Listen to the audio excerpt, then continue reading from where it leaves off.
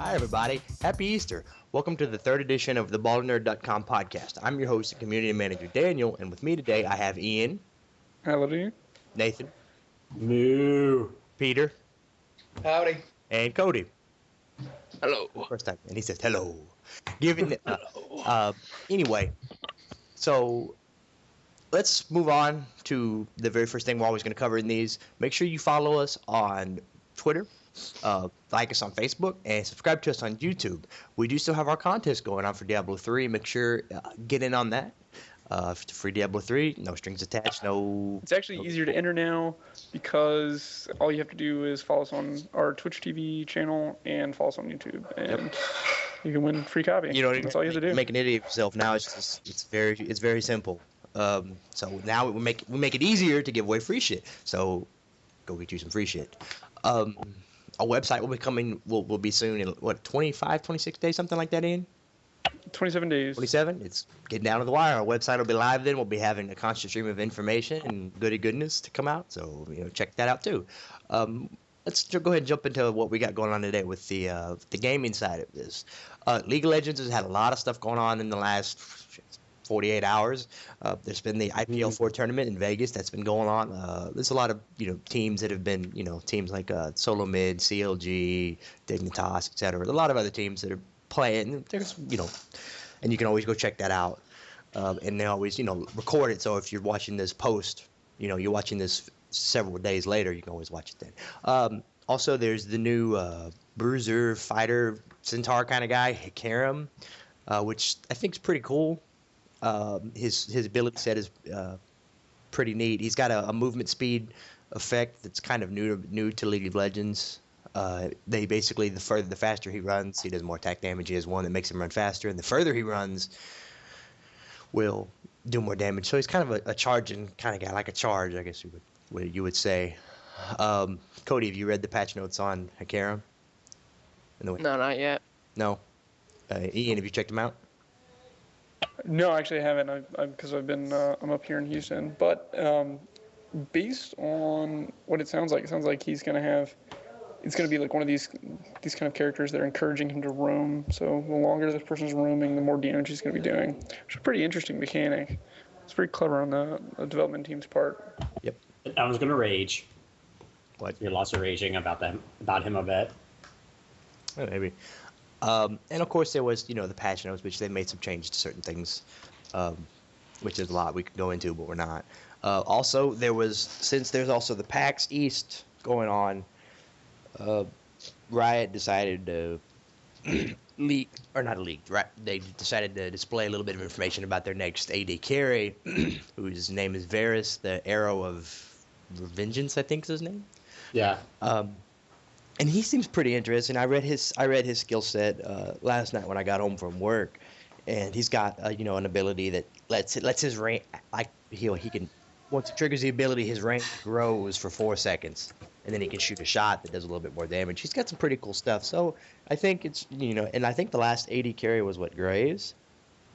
Yeah. So it's been a while. So I think it might be cool. Hopefully there's nothing stupid with him, so he's just too strong running around killing everybody. Same with Hecarim at that point, or however you say his name. I'm going to say it. Well, actually, they had Fiora in between that. I mean, he's not. Well, she wasn't she's not ranged. She wasn't ranged really. She doesn't play bot. She's more of a top in a jungle. Well, top really. She's good, but she is a heavy damage dealer. But she's not like a Yorick or something like that. But so I think what's going to happen is they're going to do the whole. Obviously, the Hecarim guy's probably going to come out first, and maybe they're doing this, but they already released Varus' abilities, so maybe he's going to come out sooner than later, because they did that thing with Ari, and they did it with other champions where they give you a little bit of info, like a background story or like a little penny arcade comic, like they did with Varus, and then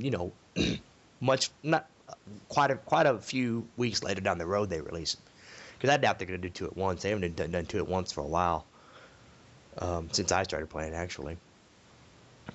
But anyway, it's probably anything. Anybody else have anything to say about League of Legends? Cody, you got anything you've been doing on it lately? No.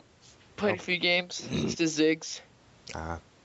Well, I know Zach's team, which is the, I guess, Baller Nerd supported team, is sorry, my mic's coming out of trouble. Is actually going to be back in regular practice as of Tuesday.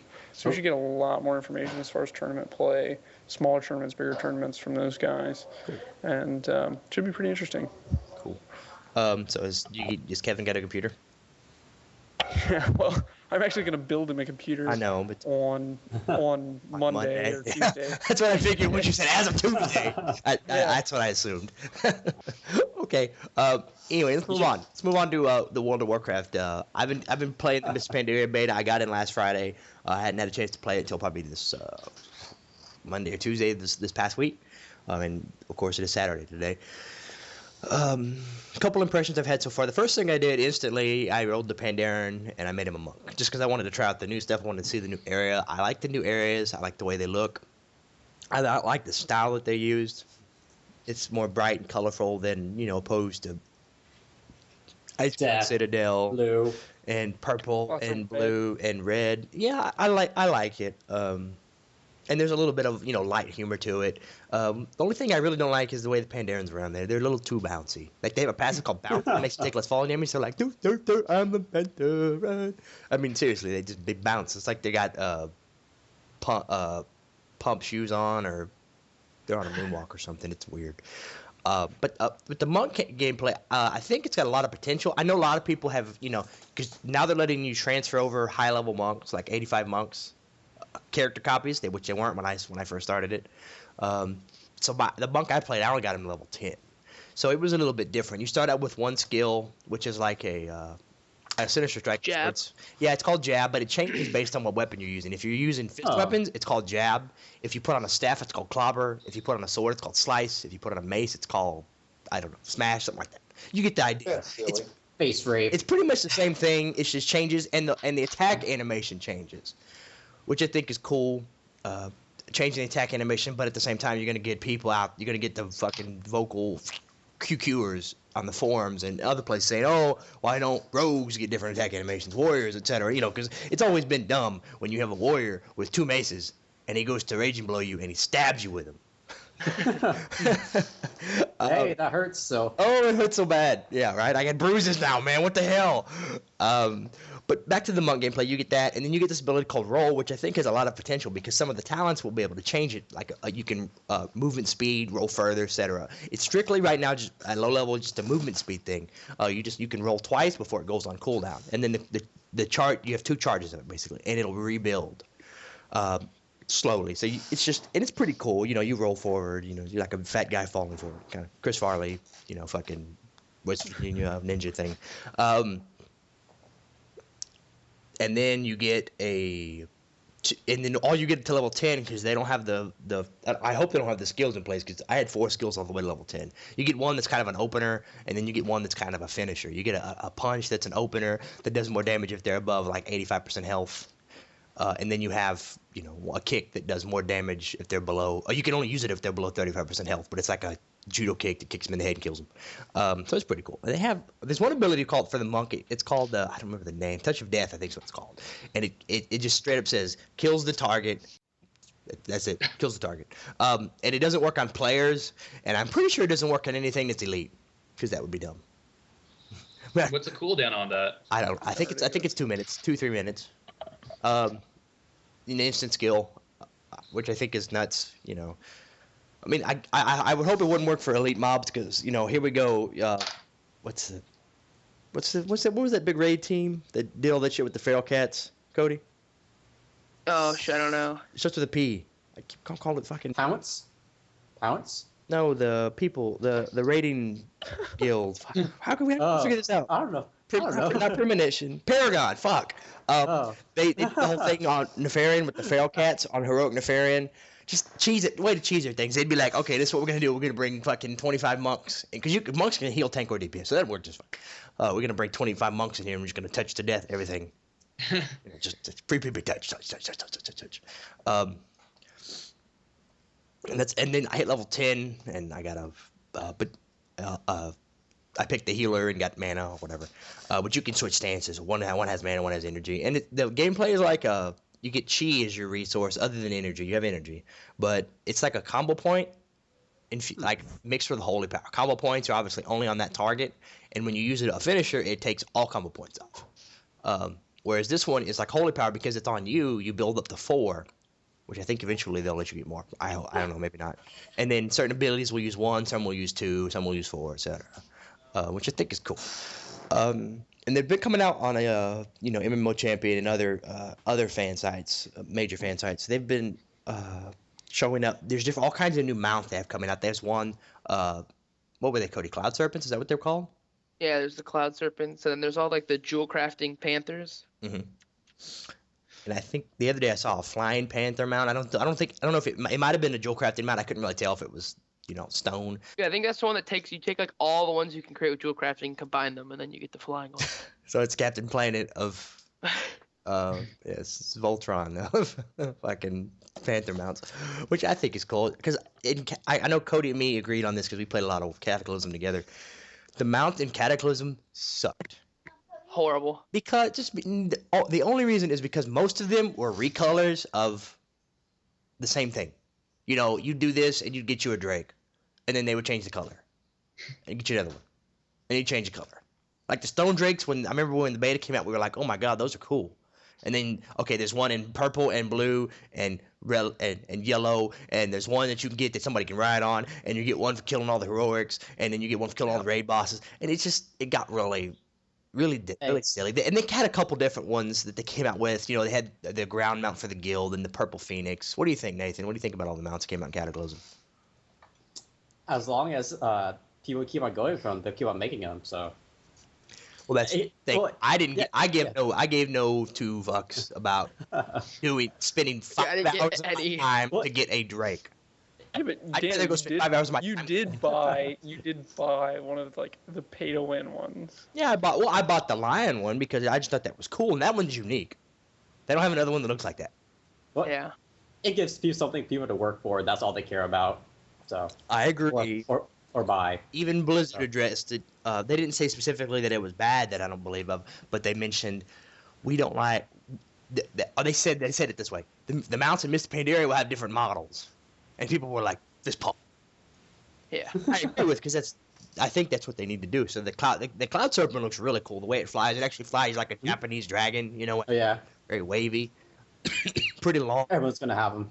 Everybody. Oh, for sure. It's it's like the back in Wrath of the Lich King that the new Invincible, the pony, Starlight Pony or whatever. Well, no, you paid for that. Tyrael's Charger. Oh, yeah. Yes, you paid for that too. Yeah, you did. Yeah, annual pass for that. Yeah. But I'm talking about the Holding of Stratholme, the Gold Drake. Everybody thought it. Oh yeah. 3 months when it was you actually had to try hard to get it. People were like, "Man, that's pretty sweet. You got that cool mount." And then. Now it's just like you go get it at level 80 just cause. Just cause. Oh my God! Eventually you're just throwing them away. Congratulations, you played World of Warcraft. Here's your mounts. It's like I'm not a big heroic player right now because I don't frankly need them and I don't care to do them. But back when Zul'Gurub and Zul'Aman first came out as a heroic, most people couldn't do the bear run. It was actually pretty difficult. Not only if you died to a boss or you had to do the strategy right. Same back when it was a raid, but now people are in all these these higher level gears, 400 level gear, item level gears from the Dragon Soul raid and the raid. You just do the raid finder, which gives you 378 or I don't know 384.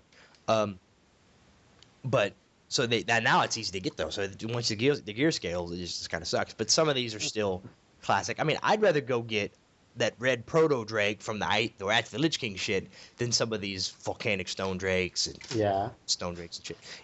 Anyway, moving on from the mounts because that's a fairly big topic. There's the talent system, of course, has been revamped. And if you don't know, I'll just give you a very brief 15-second thing of it. Instead of picking the trees like in most games have adopted, like League of Legends, the mastery trees. I'm saying that because everybody here knows what I'm talking about.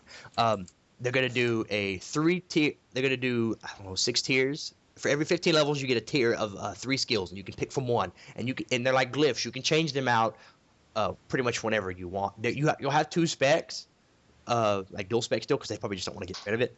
But you can change it out. And most of them are all utility. There's nothing really that's like boom, you get this much more. Some of the trees, of course, are pretty much you're still like, oh, duh, I'm gonna get that one. But some of them aren't that different. Like for Yeah. a warrior, for example, one of the tiers is you can either get Blade Storm, you can get Shockwave, or you can get Dragon's Roar. I think is what it's called. They changed it, which is like an AOE fear, disorient, shout kind of thing, I believe.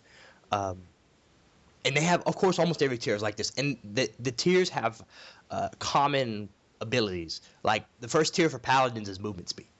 So, one of them will let you run 15% faster permanently. One of them, every time you judge, you'll be able to run faster, like the Red Paladin thing used to be, Long Arm of the Law. And then there's another one that lets you run faster when you do something. And they all have common types. And you go down, and there's new ones at level 90. There's new ones scattered in here and there. And certain abilities replace certain ones. Like there's one for Warlocks.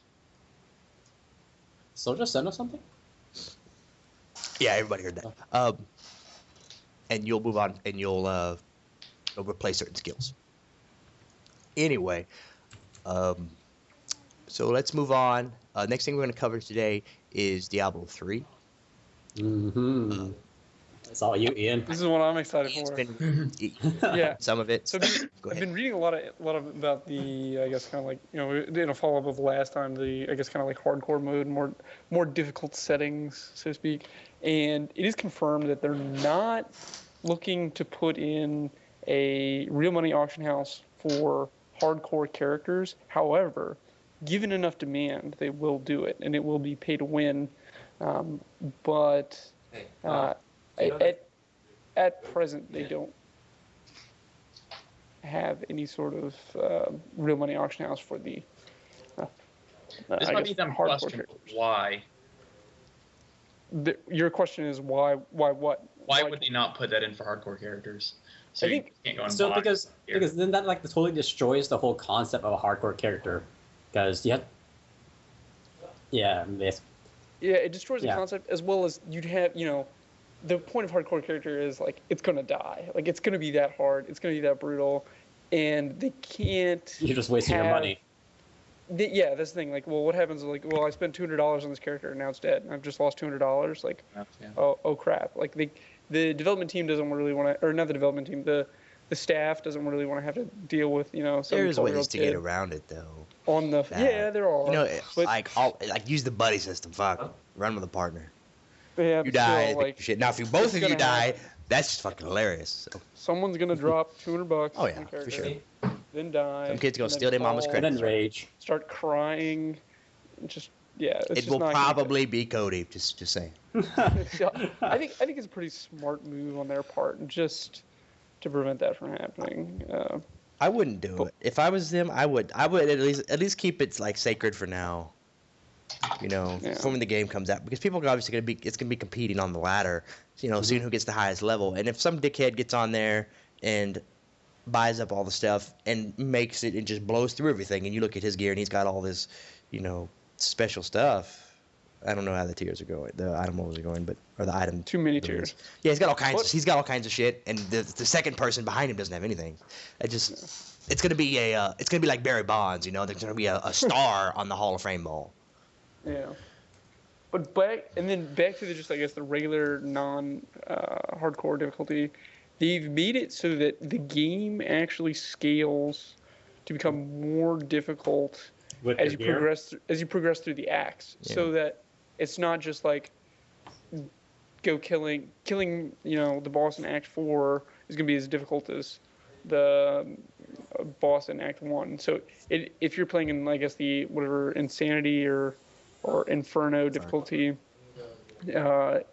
and as you progress through the game, it will actually get harder and harder and harder, and it's already going to be brutally hard because the elite packs are very likely to kill you. And apparently gold is a huge issue now, where that the probably most important drop you want in the harder difficulties is gold, because you're going to need to repair your gear so frequently. Oceans. More Yeah. oceans.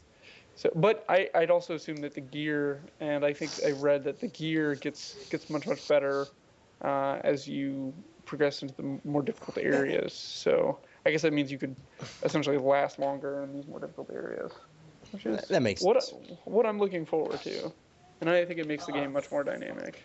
I agree. I think that'd be cool. I mean, almost any Blizzard game nowadays, since people are so competitive in StarCraft 2 and World of Warcraft. I mean, people aren't really competitive in World of Warcraft. I mean, they do have the arena scene, and I guess rated battlegrounds are kind of cool. But even on the PvE side, people are competitive. So if they make some sort of competitive way in Diablo, uh, for people to compare themselves to others, rather than back when I played Diablo 2 and other I don't know if you guys played it like super hardcore, going up the ladder and everything. Not super hardcore as in like hardcore difficulty, but competing with others on the ladder. I just played it to get some cool items, kill some people, not get griefed. That's all I did. So if there's some way for people, the people who want to put the time in and the effort to be the best of the best, there needs to be some sort of means for them to do that, which I think this is a good way. Also, I've been playing around with the real money auction house. They give you beta bucks, 50 beta bucks. Every time they wipe the thing, everybody gets more beta bucks. I haven't exactly figured out if one beta buck is equivalent to $1.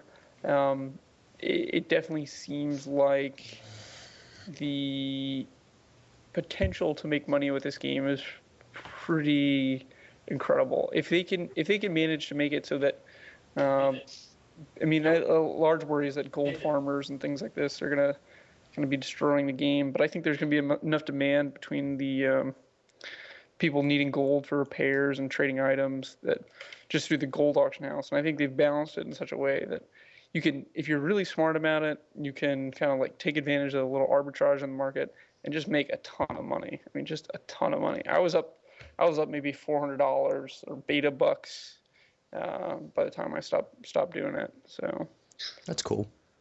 yeah. I know. I mean, look how much success people have with the WoW auction house. There's people getting gold capped and stuff. Granted, that's been out for a long time, and it's a system that's been in place. But I don't see any reason why the Diablo real money auction house couldn't be successful on multiple means. I think that's cool. Also, guys, pay attention. Stars, special stars, lights go off. Butt naked girls. This Sunday, we're going to be starting a Diablo playthrough. 7 p.m. Central time zone. That's 5 Pacific, 8 Eastern. And if you're outside of that, use a time converter because I don't care. But what we're going to do is we're going to start with Diablo 1, and we're going to start a playthrough, and we're going to go the whole series of the game. So we're going to start Diablo 1 all the way through that, Diablo 2 all the way through that, and then we'll do Act 5 of Lord of Destruction. Diablo 1, I haven't done that much of it. Cody, did you ever play Diablo 1? Yeah, a long time ago. I was probably 12 when I first played it. Yeah. What about you, Ian? I love that game. I built my first computer to play that game because I tried to put it on one of these we had an old compact laptop that my mom had gotten for work, and that thing had AOL on it, and just like, with the whole and yeah, okay. Yeah, with the AOL disc and everything, and that thing couldn't run it, so I had to build a computer to run that game. And then someone called your house. So, How big is the party size in that game? Is it 4 or 5? It's 4. I think it's 4. It's 4. So I think they're trying to keep with tradition here a little bit and keep it pretty small. 4 party size. But there's like the archer character class, the mage character class, and then the warrior character class. And that's it, I think. Yeah, I know there's only 3. There's 3. And so this Sunday it's gonna be myself, my name is Daniel. If you didn't know, now you know. Cody's gonna be doing it. Zach also said he'd be interested, so we have room for one more person if somebody else wants to do it. Hey, Ian, I thought you were gonna do it as well, Ian. Ian said I will be unavailable. Oh, well, I'll be the 4th if Ian doesn't do it. Okay. Well, hey, yeah, 7 p.m. for us, so I gotta go out and get me I don't know how much I tried to buy the digital Diablo on the old one online because you figured it'd be there, but I couldn't find it, so I'm just gonna get it from a store. Yeah, I don't know if they sell Diablo 1 in stores anymore. I'll find that motherfucker somewhere. Promise you. I have a copy, Daniel, if you want to swing by my house. How much is it? I mean, how'd you get him? When did you buy him? He bought him in 1989. Yeah, like right when it came out. So would you just buy 5 copies when it first came out? No, just over the years, like I lost discs and I found discs, and I was okay. like, oh well. I don't think you need a CD key for that. No. I actually need to find my box because apparently for the Battle.net service, when you could put games onto your account, so you didn't have to use the CDs to download them anymore. You could just download them digitally, like for Diablo and World of Warcraft and StarCraft, etc. But apparently, you still need CD keys for Diablo. So I got to find my boxes, my Diablo 2 box somewhere, and I've moved twice since then, so they're somewhere in this house. I don't know. But I'm excited. I think this Sunday, 7 p.m., we'll be streaming it live. We'll be doing some cool stuff, having some cool conversations, and some just really just retarded stuff that's going on. So make sure you check it out. It'll be fun for all. Anyway, let's move on. Let's cover a little bit of Guild Wars 2. We don't have too much about it today, but we do have a little bit we're going to talk about. That stuff that's been out, but we just want to bring it up. Apparently, there's this PvP thing, and Peter, I'll ask you about it in a second. It's called WVW, which I wasn't sure what that was, so I just of course Wikipedia'd it like everybody does, and I found that it's world versus world, so it's some sort of 500 man PvP on a massive scale. Peter, do you know anything about it? Yeah, it's. I'm pretty sure it's. Well, I don't know if it's instanced or not, but I do know it's, I think, 3 teams from different servers. So 3 servers go against each other. Don't quote me on the 3 server exactly, but you go for it goes on for a week, and they reset at the end of every week, and it's a giant map. It's think Alterac Valley times 20. Mm-hmm. And from what it looks like, it's everything I was hoping Alterac Valley would be, or what it was before Burning Crusade came out and people just run through it. Maybe you'll just run through it. I agree 100%. I like the way Alterac Valley used to be with, you get the armor scraps and some, granted it took for fucking ever, but you could summon That's why it's a week long. Yeah, summon the big guys and stuff like that. I think a short game was like 9 hours maybe. Mm-hmm. And I mean, I'm just excited that they're estimating that they're going to be resetting it once a week. And that really makes you feel like you're a part of something big, even if, you only minorly contribute here and there. It really feels like there's something bigger going on, other than just racing to the end. But, I mean, there's all the, stuff that Blizzard's been putting in recently that Guild Wars are just like, well, screw that. We're just going to put that in day 1 with the catapults and all that shit, which looks amazing.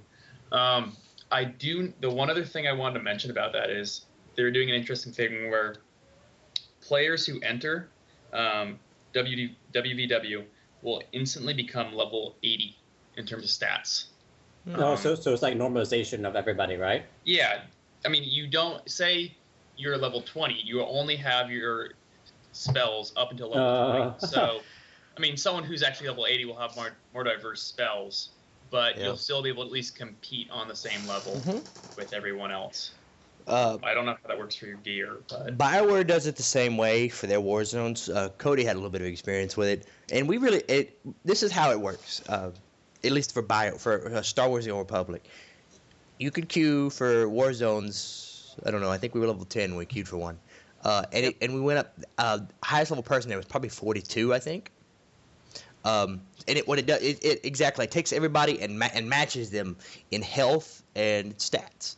But your skills are still the same. Like, we had like 6 or 7 skills. And at level 42, I have a level 39 in that game. So I know you have tons of skills. There's a sprint, there's movement speed things that help out great in PvP. So at the same time, you are at a disadvantage, but it does bring you up to level. But I do wish in Star Wars that it was slightly more bracketed a little bit at least. So hopefully, what's the max level in Guild Wars, 50? In Guild Wars, the new one's gonna be 80. Oh shit! Okay, 80. Damn. So hopefully, since the level gap is so wide, hopefully they bracket it at least. Hopefully it's say level. It could be big brackets, 1 to 40 or not 1. 10 to 40, 10 to 30, whatever, and then the rest of it. So you kind of have certain, because you don't want a level 10 with 7 or 8 skills fighting a guy who's got all he's fighting a guy who's got all kinds of stuff. He will still be at a disadvantage, and of course he's got different kinds of gear and stuff like that.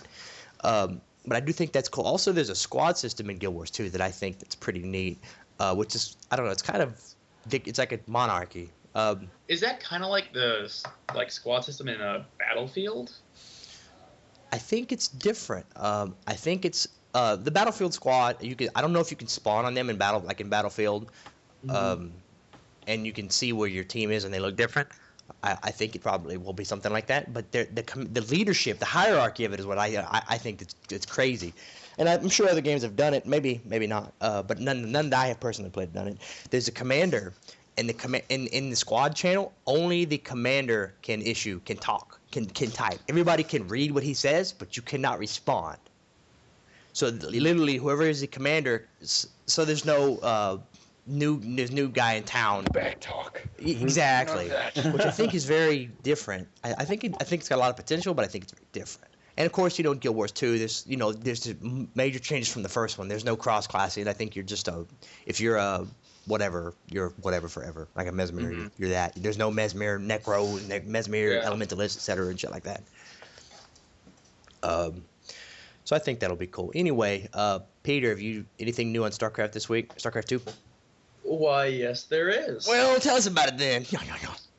IPL is going on right now. It's 15 minutes until it starts up again. I believe maybe it's an hour, 15 minutes. Anyway, I have to admit, I did not get to watch much of yesterday, though. I have been looking over the brackets.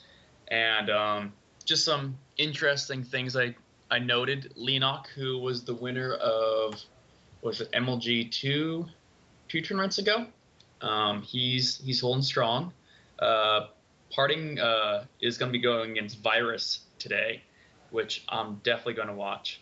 I don't know Virus too well, but I love Parting, and I really feel like I should get to know Virus's play more as he's slowly becoming a bigger and bigger player, at least in the North American section. Not able to watch much GSL during the school year, as I actually want to get some sleep. Come on, man, more dedication. But Cody will watch it with you. Huck is going against Ryung, I guess, and I think Huck's going to demolish him. Ryung is terrible against Protoss's Terran. He needs to find a way to exploit Huck's two-base play. Huck, at least in the last MLG, was hung up on his two-base play the whole time. He did some weird things last 2 weeks ago, I think it was, where he'd throw down like 8 gates on 2 base, but he wouldn't act on it.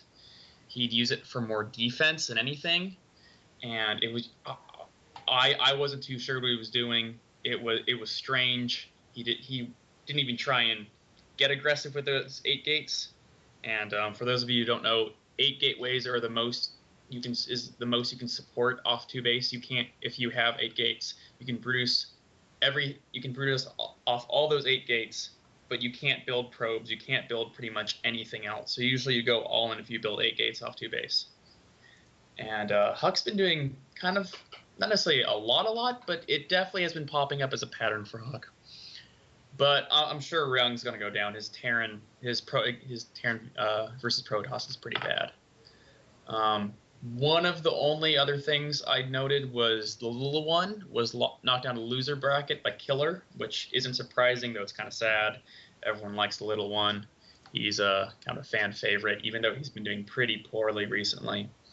And the last thing I noticed was Sase knocked out Select, excuse me, let's say it the other way around, which was pretty surprising. I don't know exactly how Sase's PVT is, but I was just kind of surprised to see that Select went down to Sase.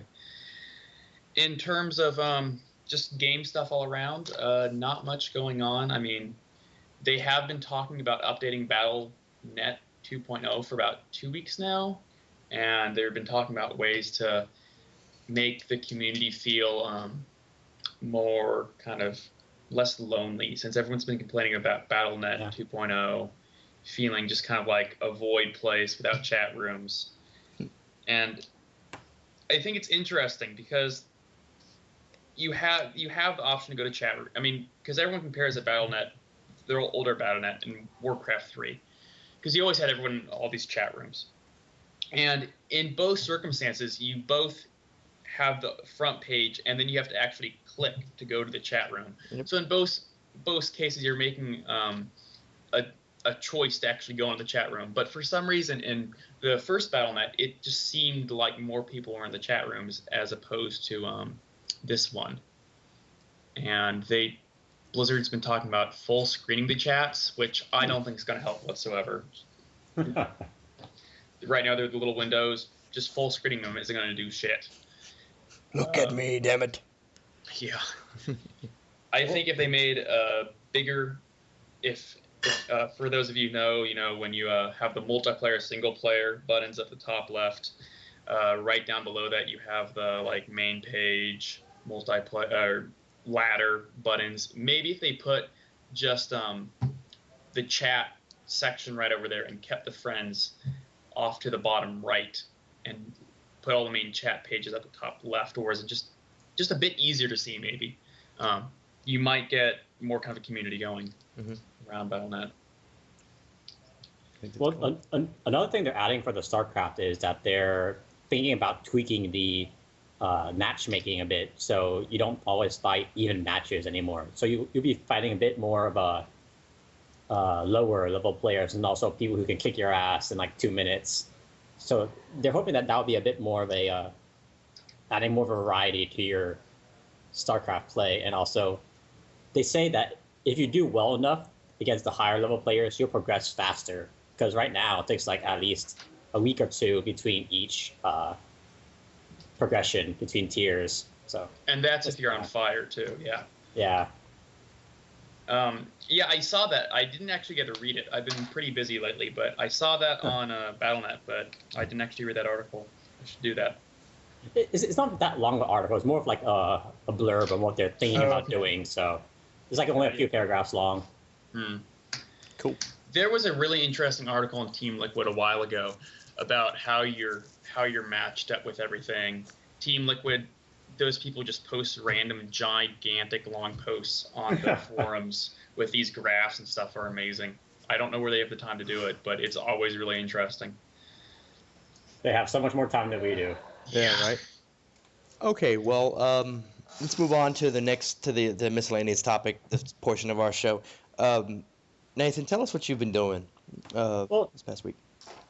Well, basically, I've been playing a bit of Realm of the Mad Gods, figuring out how to properly review the game, which is actually pretty hard when I actually tried to do it myself last Saturday, because I kept on going off on tangents. But never.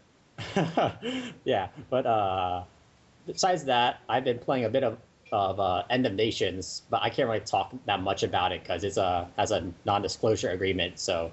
And just tell us something about it, and James Bond will come out and just fucking kill him. Yeah. Tupac him.